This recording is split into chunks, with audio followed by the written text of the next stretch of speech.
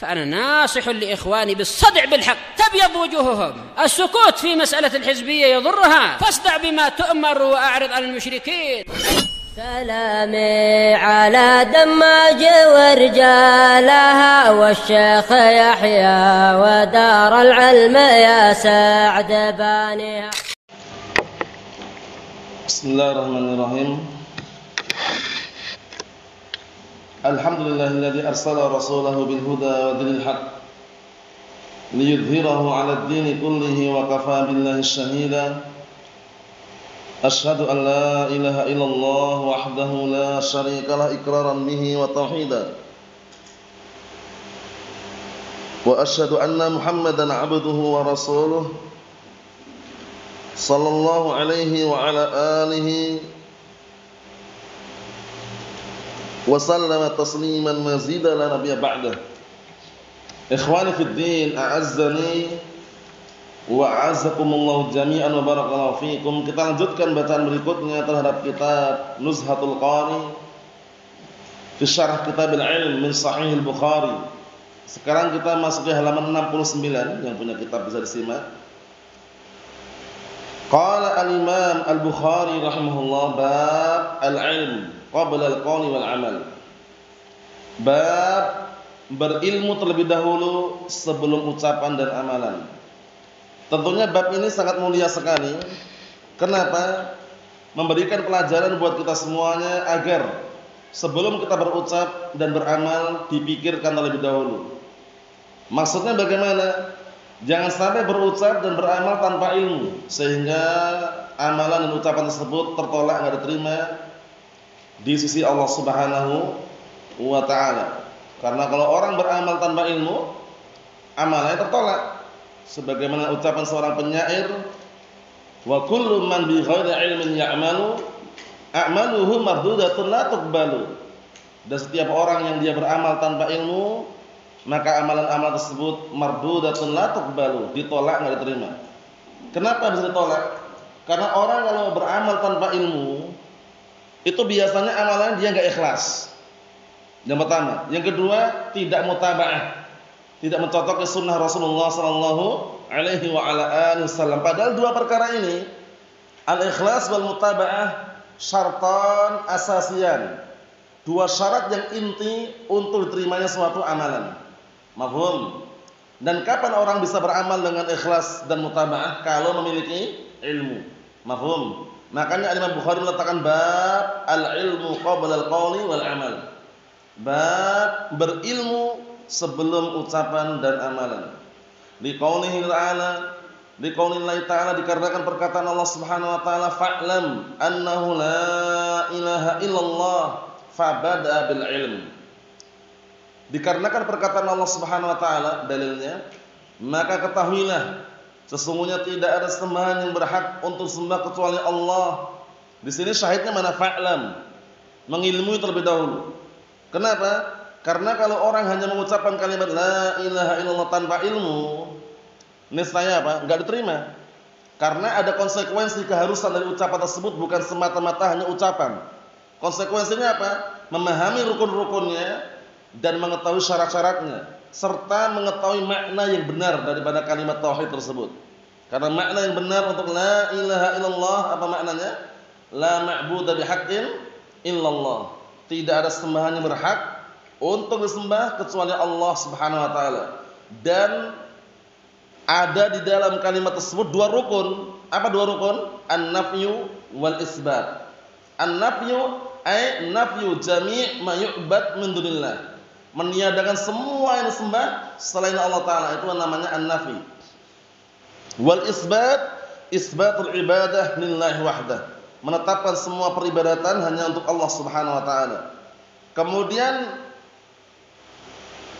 syarat daripada la ilaha illallah, sebagaimana sebutkan para ulama terkumpul dalam suatu pantun yang sangat indah mengenai syarat-syarat la ilaha illallah. Apa kata mereka? Ilmun, yaqinun, wa ikhlasun, wa sidqu kama mahabbatin, wa qiyadin, wal qabul laha, wa zida thaminu hal kufranu minka bima siwal ilahi minal awsani qad uliha. 8 syarat. 8 syarat untuk la ilaha illallah. Pertama, ilmu. Kedua, yakin. Ketiga, ikhlas. Keempat, sidqun, kejujuran hati. Yang kelima, mahabbah, rasa cinta. Yang keenam, inqiyad, tunduk dan patuh. Yang ketujuh, al-qabul, penerimaan. Yang kedelapan, al-kufru bit-taghut. Faham? 8 syarat itu ada pada kalimat la ilaha illallah. Jadi ketika mengucapkan bukan sekedar ucapan tapi harus ada ilmu. Fabada bil ilmi, maka di situ Allah Taala memulai dengan ilmu. Fa'lam annahu la ilaha illallah. Untuk yang amalan mana? Wastaghfir lidzambik, sambungannya itu. Amalan enggak istighfar itu? Amalan kan astaghfirullah wa atubu ilaih, astaghfirullah wa atubu ilaih. Sehingga amalan di situ memerlukan ilmu. Wa annal ulama'a hum warasatul anbiya, dan bahwasanya para ulama mereka adalah pewaris para nabi. Jadi mereka yang mendapatkan warisan dari para nabi. Apa yang diwariskan? Wa warasul ilm, dan mereka mewariskan ilmu. Lihat, para ulama mewariskan ilmu, bukan harta, bukan dinar wala dirham, tapi ilmu. Alhamdulillah. Jadi para nabi, itu mereka mewariskan ilmu, dan para ulama inilah yang mengambilnya. Tapi warisan tersebut apa? Warisan ilmu yang bermanfaat. Kita lihat, man akhadahu akhadha bihaddin wafir. Barang siapa yang mengambilnya, maka sungguh dia telah mengambil bagian yang besar. Hadis sahih, hadis yang sering kita dengarkan itu ya. Inna ma'syaral anbiya lam yuwarrisu dinaran wala dirhama wa innama warasul ilm. Faman akhadahu faqad akhadha bihaddin wafir. Sesungguhnya segenap para nabi mereka tidak mewariskan dinar wala dirham, tapi yang mereka wariskan adalah ilmu. Maka barang siapa yang mengambil ilmu tersebut, sungguh dia telah mengambil bagian yang besar. Lanjutkan. Wa man salaka tariqan yatlubuhu bihi ilman, sahalallahu lahu tariqan ilal jannah. Ini potongan ini sama juga dengan hadis yang sahih riwayat Muslim, hadisnya Abi Hurairah anhu, man salaka tariqan yaltamisu fihi ilma, sahalallahu lahu bihi tariqan ilal jannah. Paham ya? Nah, barakallahu fiik. Diperhatikan. Dan barang siapa yang menempuh suatu perjalanan, yatlubu bihi ilman, yang dengan perjalanan tersebut dia mencari ilmu, lihat, bukan mencari dunia, yang mencari ilmu. Sahalallahu lahu tariqan ilal jannah. Niscaya Allah akan mudahkan bagi dia jalan menuju surga. Jalan yang dia tempuh, yang dia barakallahu fiik, hadiri tersebut adalah untuk mencari ilmu, bukan mencari dunia. Kalau mencari dunia enggak akan dapat di majelis ilmu. Paham ya? Tapi kalau mencari ilmu, itulah tempatnya. Majelis ilmu, halaqatul ilm. Di majelis ilmu yang di situ diajarkan Al-Qur'an dan As-Sunnah. Naam. Wa qala jalla dzikruhu innama yakhshallaha min ibadihi al-ulama. Perhatikan situ, hanya saja yang takut kepada Allah Subhanahu wa taala dari kalangan hamba-hambanya itu adalah para ulama. Kenapa di sini para ulama dikatakan yang paling takut? Karena mereka orang-orang yang memiliki ilmu. Ada lafaz innama berarti memberikan faedah apa? Al-hasr, pembatasan. Para ulama itulah hamba-hamba Allah Taala yang takut kepada Allah Subhanahu wa taala.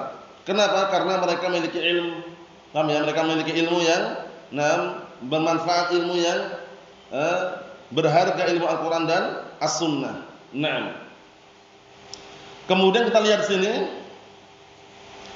wa qala wa ma yaqiluha illa al-alimun, dan juga perkataan Allah Taala, dan tidak ada yang bisa memahaminya kecuali orang-orang yang berilmu. Karena orang yang berilmu barakallahu fiik keutamanya jauh dibandingkan orang yang tidak punya ilmu. Makanya disebutkan dalam hadis, barakallahu fiik, fadlul alim ala abid ka fadlil qamar ala sa'iril kawakib.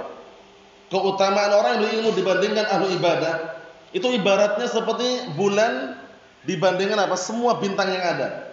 Kalau bulan itu cahayanya kan bermanfaat banyak, ya kan? Sedangkan kalau bintang itu hanya kembali pada dirinya cahayanya.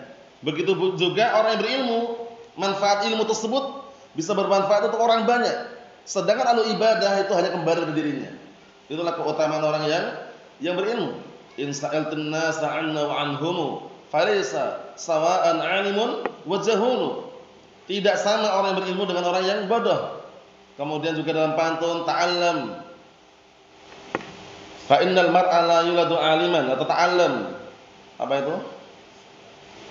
Nah, falaisal mar'u yuladu 'aliman, falaisa ahwa 'ilmin kaman huwa jahil. Ta'allam falaisal mar'u yuladu 'aliman, falaisa ahwa 'ilmin kaman huwa jahil. Sayyidina pelajarilah, karena sesungguhnya tidak ada seorang yang dilahirkan langsung berilmu. Falaisa ahwa 'ilmin kaman huwa jahil. Maka saudara yang berilmu tidak sama dengan orang yang bodoh.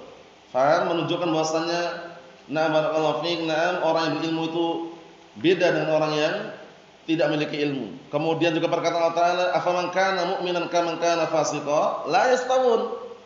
Apakah sama orang yang beriman dengan orang fasik? Apa kata Allah Ta'ala? Tidak sama. Karena orang yang beriman dia memiliki ilmu.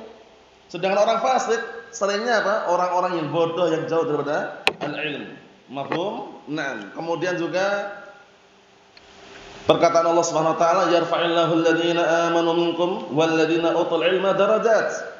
Orang-orang yang berilmu di antara kalian dan orang yang beriman, Allah Taala angkat mereka beberapa derajat. Kita lihat di sini. Wa qalu law kunna nasma'u aw na'qilu ma kunna fi ashabis sa'ir. Lihat sebab masuk neraka sa'ir, sebabnya kenapa? Dulunya mereka nyepelekan dulu dunianya. Tidak mau memahami, tidak mau belajar. Lihat ini. Mereka mengatakan kalau seandainya dahulu kami mendengar dan kami memahami, maksudnya kami belajar dulu dunia, niscaya kami ini tidak akan termasuk penduduk neraka sa'ir itu. Penyesalan datang di akhir, bukan di awal. Makanya sebelum datang penyesalan, nah barakallahu fiik, harusnya sadar diri betapa pentingnya ilmu syar'i, ilmu Al-Qur'an dan As-Sunnah. Jangan terpancing, terbawa apa? Suasana akhirnya malah apa? Ingin belajar di tempat-tempat tempat sekolahan umum. Nah, sudah kenal dakwah salafiyah, ya kan? Nah, kenal sunnah, ya. Nah, pulang kampung liburan, enggak balik lagi ke pondok. Malah belajar di sekolahan umum, hormat dengan kain. Nyanyi lagu-lagu. Allahul musta'an. Mafhum? Lihat ini, penyesalan datang di akhir, bukan di awal. Mereka-mereka yang di sekolahan umum datang di awal pendaftaran, ya kan? Nanti di akhir-akhir penyesalan. Lihat ini.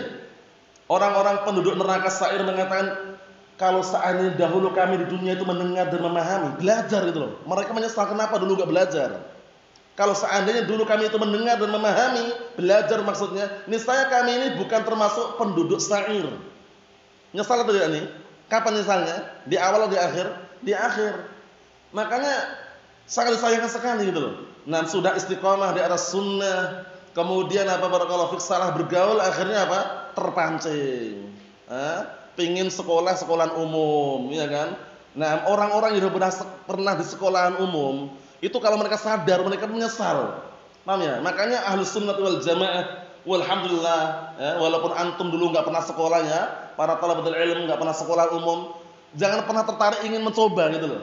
Yang kami udah pernah mencoba ini menyesal. Sahih. Masa nyanyi?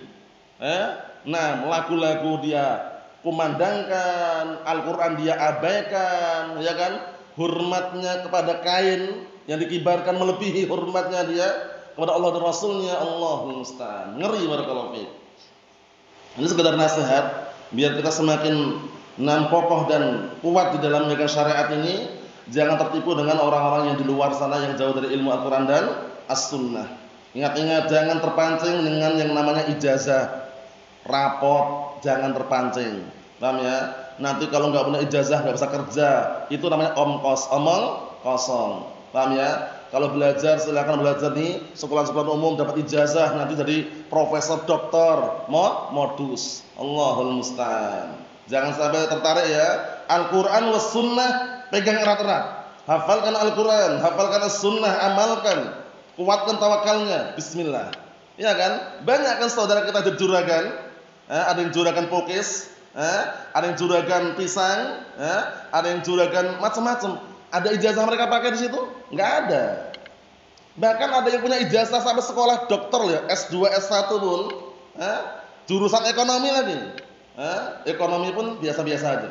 Paham ya? Nah, jualan pun enggak, kadang laku, kadang tidak juga. Padahal jurusan ekonomi, kurang apa lagi? Makanya yang namanya dunia barakallahu fiik, dijalani santai saja, tidak perlu panik, gelisah, kemudian terbawa suasana yang di luar daripada Al-Qur'an Sunnah, jangan. Kita lanjutkan lagi. Wa qala qul hal yastawil ladzina ya'lamuna wal ladzina la ya'lamun. Katakanlah, apakah sama orang-orang yang mereka berilmu dan orang-orang yang tidak punya ilmu? Enggak sama. Enggak sama, barakallahu fiik. Orang-orang yang berilmu itu bawaannya bagaimana? Tenang, tentram. Tidak panik, tidak gelisah. Perkara dunia yang terluputkan dia sabar. Paham ya? Karena dia yakin semua jatah rezeki yang dunia ini sudah diatur gitu loh.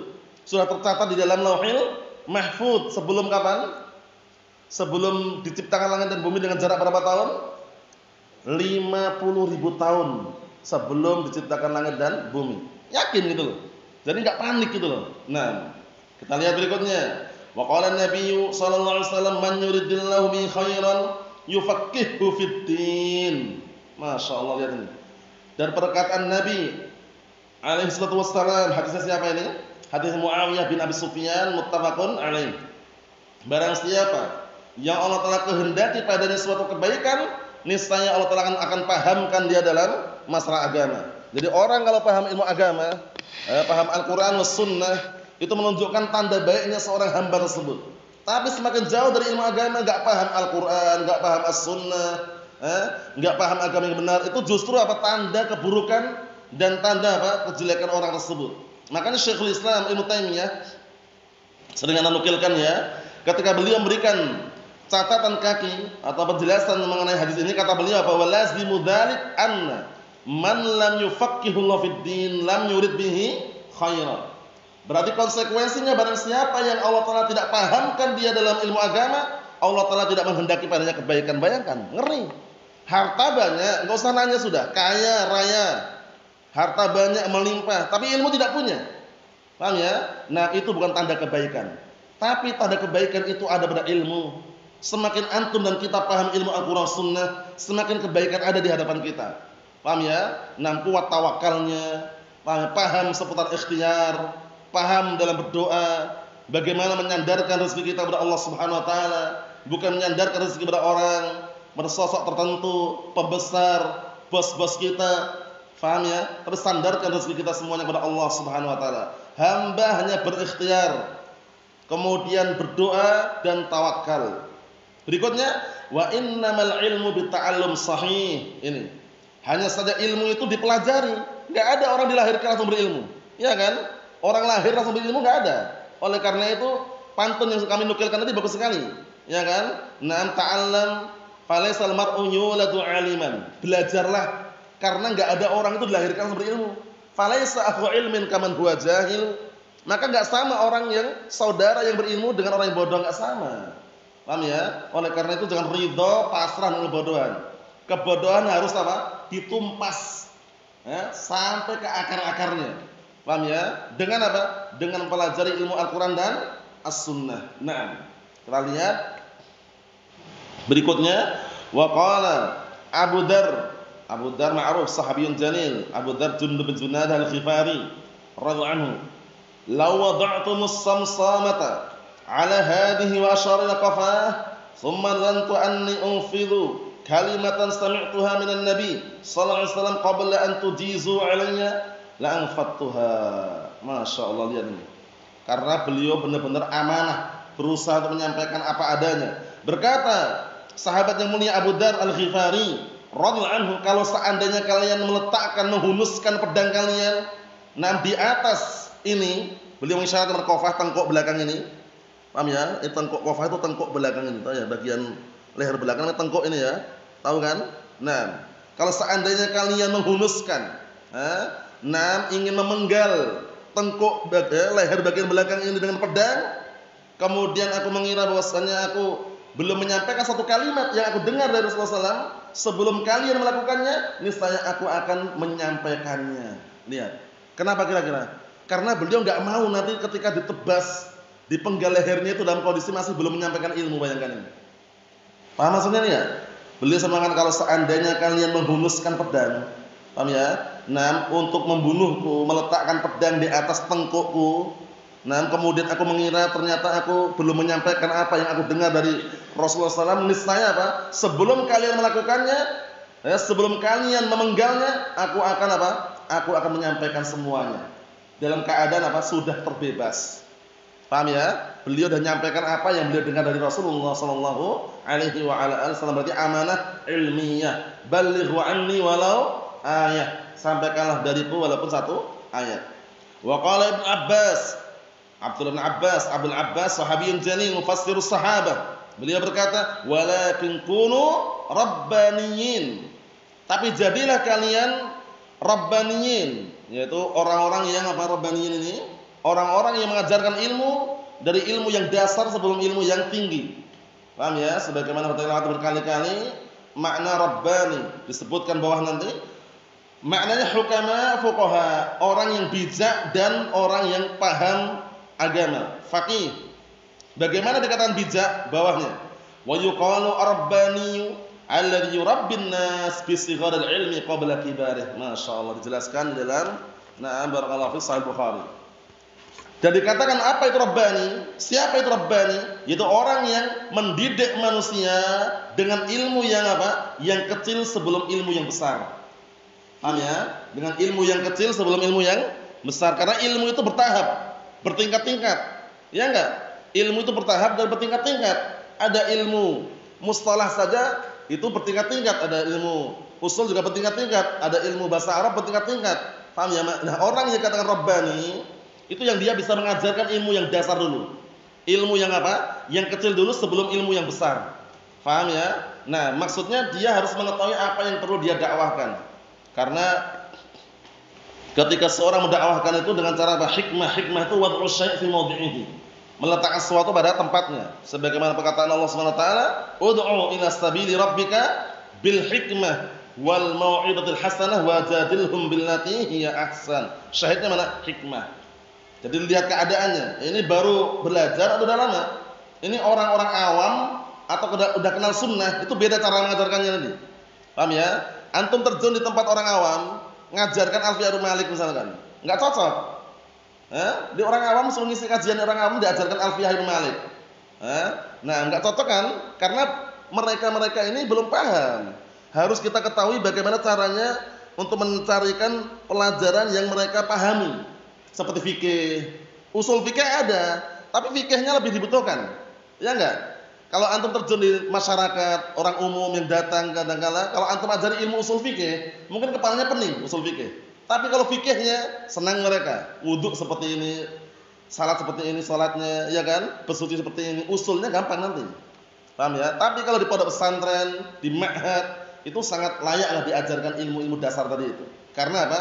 Karena mereka memang fokus belajar. Sedangkan orang-orang awam itu mereka pengennya yang apa? Yang sudah jadi siap segera.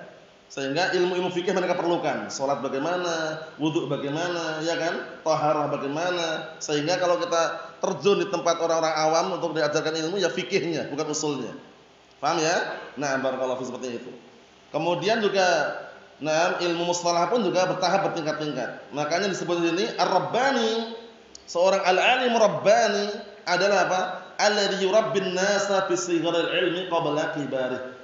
Yaitu seorang alim yang mendidik manusia, mengajari manusia dengan ilmu yang kecil sebelum ilmu yang besar. Bisa dipahami? Maksudnya bertahap sesuai dengan apa? Kadarnya. Ya kalau misalkan bisa dikatakan kalau nahwu ya jurumiyah, kemudian mutamimah, kemudian qatrun nada, kemudian baru alfiyah. Paham ya? Jangan baru belajar pertama langsung ambil alfiyah. Walaupun dia kelihatannya orang yang cerdas, pandai, itu akan pening kepalanya. Karena dia enggak urut dalam belajar. Bisa dipahami? Dia seharusnya mengurutkan dari yang dasar dulu, baru yang level yang tinggi. Bisa dipahami ya? Nah, begitu juga begitu datang belajar mustalah langsung mau qidah. Al-Dhahabi langsung. Paham ya? Atau Nuzhatun Nadhar langsung. Enggak belajar Baiquniyah, berat juga kepalanya. Paham ya? Karena apa? Karena ilmu itu bertahap tadi itu. Nah, seorang alim rabbani yang bisa mengajarkan kepada manusia ilmu yang kecil sebelum ilmu yang besar, ilmu yang dasar sebelum ilmu yang level tinggi. Bisa dipahami? Diurutkan. Nah, ikhwani fid din, a'azzani wa a'azzakumullah jami'an barakallahu fikum. Kita ambil dikit syarahnya ya. Qala asy-Syaikh Zaid bin Hadi al-Madkhali asbahullah, at-tarjumah, penjelasannya Babul ilm qabla qauli wal amal, bab berilmu sebelum berucap dan beramal. Wa dzalika li anna al-amal la yu'raf wa la yuhsinu sahibuhu illa ba'da al-ilm bi kayfiyati ada'i. Sahih. Yang demikian itu dikarenakan amalan itu enggak akan diketahui dan juga pelakunya tidak akan mengamalkan dengan amal yang indah, yuhsinu indah, illa kecuali ba'dal ilm, kecuali dengan apa? Setelah mengilmui bi kayfiyati ada'i, mengilmui tata cara melaksanakan, mengerjakan apa? Amal tersebut. Setelah dia tahu, dia akan mengerjakan dengan indah. Bagaimana suatu amalan dikatakan indah? Kalau ikhlas dalam mengamalkannya dan mencocoki sunnah Rasulullah sallallahu alaihi wa ala alihi wasallam. Faman kana yarju liqa'a rabbih falyamal 'amalan shalihan wa la yusyrik bi ibadati rabbih ahada. Falyamal 'amalan shalihan, maka hendaknya dia beramal amalan saleh. Bagaimana suatu amalan kata saleh? Kalau amalan tersebut apa? Mencocoki sunnah Rasulullah sallallahu alaihi wasallam. Bagaimana dikatakan ikhlas? Setelahnya itu, wala yusyrik bi ibadati rabbih ahada, dan tidak mensekutukan Allah Taala, maksudnya ikhlas. Kita lihat sini. Fal ilmu imamun lil amal, maka ilmu itu adalah imamnya untuk suatu amalan. Oleh karena itu amalan tanpa ilmu atau hafal ilmu tanpa amalan itu bagaikan apa? Pohon yang tidak ada buahnya. Al-ilm bila amal kasyajarah bila samar.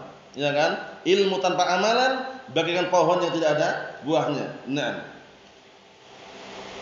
Faman istama'a ladaihi al-ilm wal amal ma'al ikhlas, fa huwa ma'al mun'am 'alaihim alladziina dzakarahumullah fi qaulil haqq.